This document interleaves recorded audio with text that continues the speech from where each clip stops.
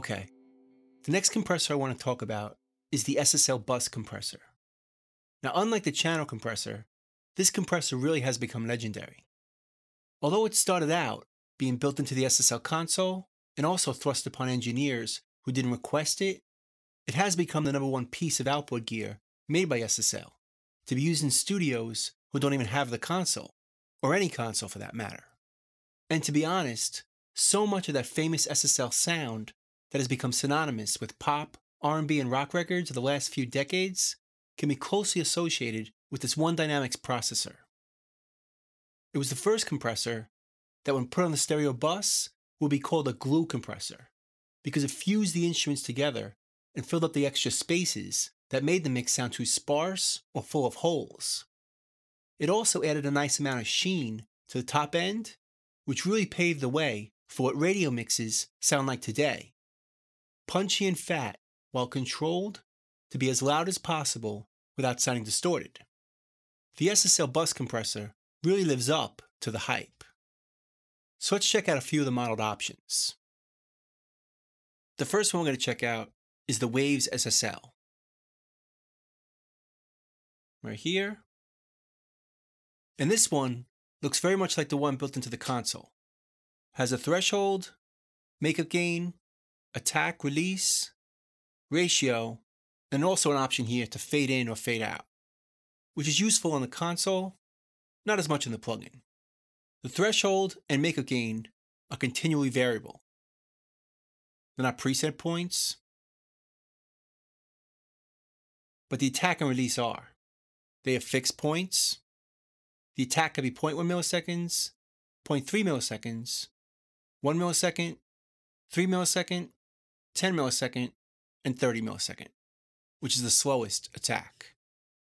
Then for release, we have 0.1 seconds, 0.3 seconds, 0.6 seconds, 1.2 seconds, and finally auto release, or program dependent, which is very useful when you want that SSL sound, but not so much compression. It's a lot smoother. And then for ratio, we have 2, 4, or 10. So let's hear what it sounds like on our drum loop.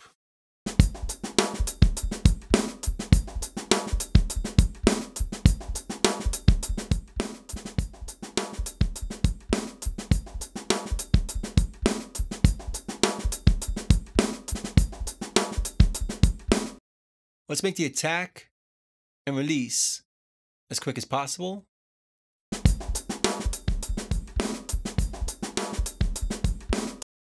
And we'll slow down the attack and the release to make it sound more subtle and not grab as much.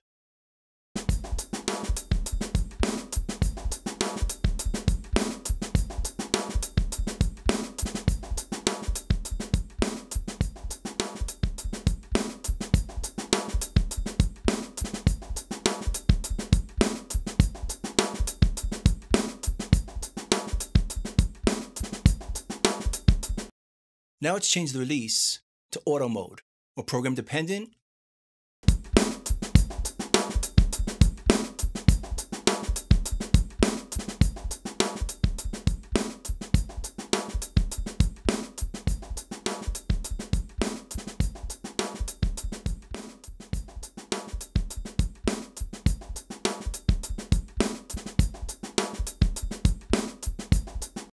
Now let's set it for more extreme setting by making the attack and release as fast as possible and the ratio at 10:1.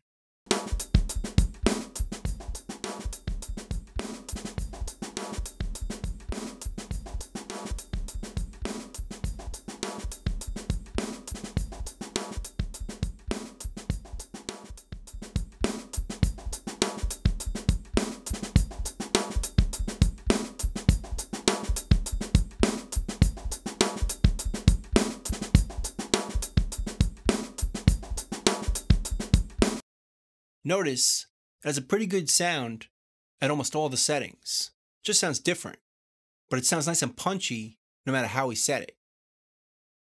Now let's try it with the T-Rax bus compressor, which looks a little bit different, but all the settings are about the same. The ratio has one extra one, 1.5, in addition to 2, 4, and 10. The attack is the same, and the release is the same as well. There's also a high pass on here, which will roll off the low end, not on the whole sound, just on the side chain. So what hits the compressor will be filtered in the low end, so it won't react so quickly to low end information. Then we have our threshold and our makeup gain. This one also has a grit button. We'll check that out as well. Let's hear this one.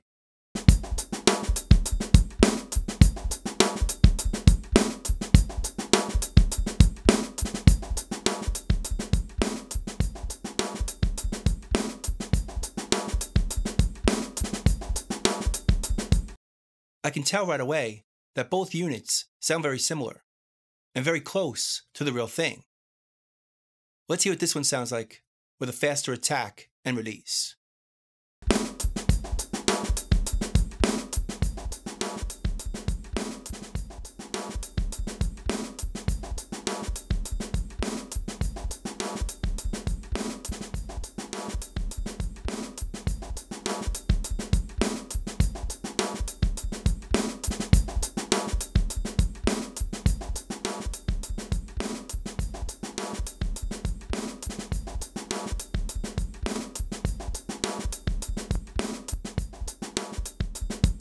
And here it is at a more relaxed setting, where you can hear subtle compression still doing its thing.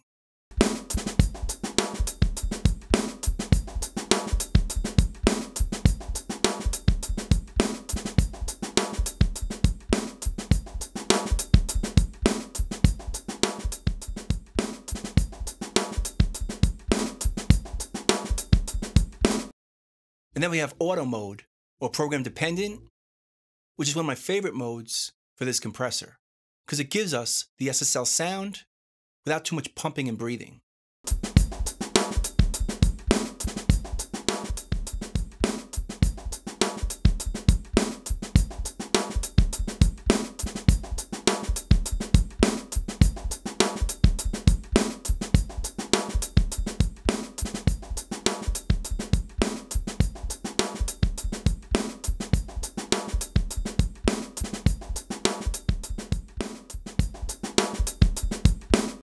Notice how smooth this compressor sounds at almost any setting.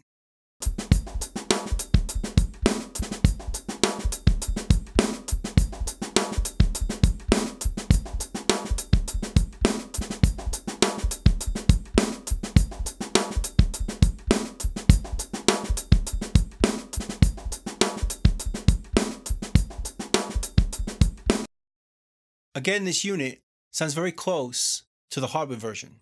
It very much sounds like an SSL. Now let's hear it on the room mics. Now if you notice, we're skipping over the kick and snare, because for the most part, the SSL bus compressor wouldn't be used on those, although you could try it. We'll start with the waves.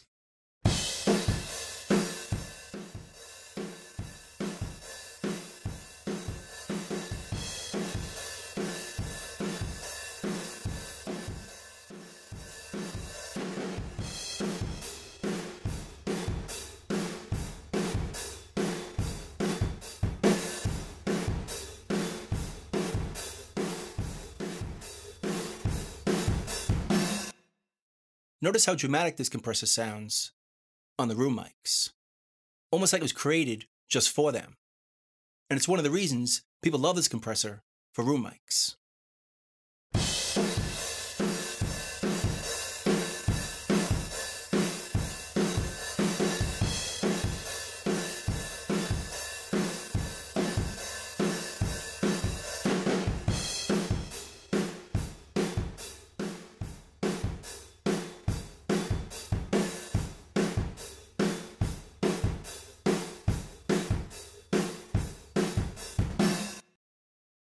Let's hear it on program-dependent auto mode.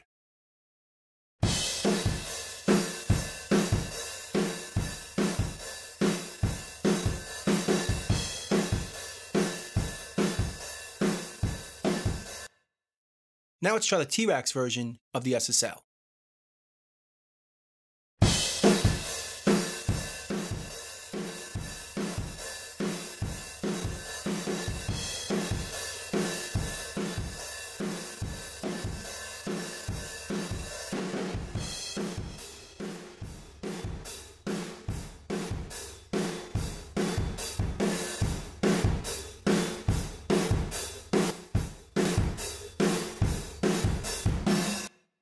Now we could loosen it up a bit.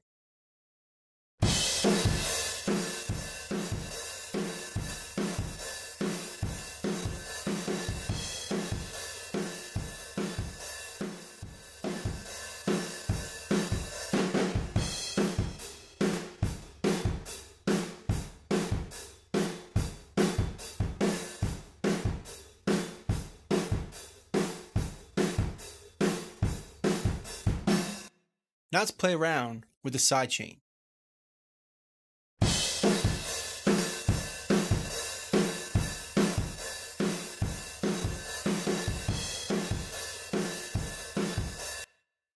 Right now it's reacting to the low end and top end the same.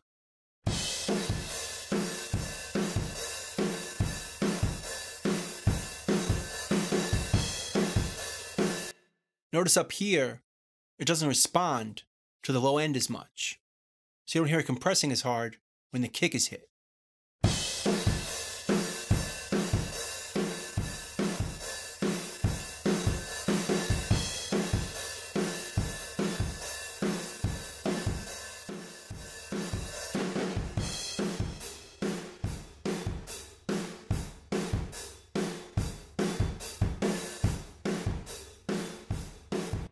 For the most part, you're going to want to use this if you have a lot of low-end information that's triggering the compressor in too much of an aggressive way.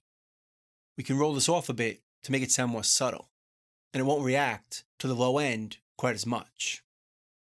That's the end of part 1. Let's check out part 2.